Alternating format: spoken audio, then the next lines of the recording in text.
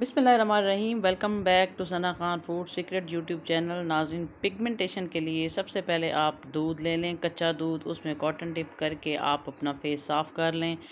पहले दफ़ा जब आप साफ़ करेंगे तो थोड़ा काला काला सा सब मैल उतरेगा, इसके बाद बिल्कुल साफ़ हो जाएगा। 1 टेबलस्पून आप ले लें रोज़ वाटर, 1 लीमू का रस निचोड़ लें और 1 टेबलस्पून जो है आप ग्लिसरीन ले लें। इस सब चीज़ों को मिक्स कर लें। जब आप दूध से अपना चेहरा साफ़ कर लेंगे तो उसके बाद आप इस मिक्सचर को लगाइए। आपकी जो पिगमेंटेशन है, इनके जो चेहरे पे काले काले दाग से बन जाते हैं वो है, तो वो बिल्कुल साफ़ हो जाएंगे।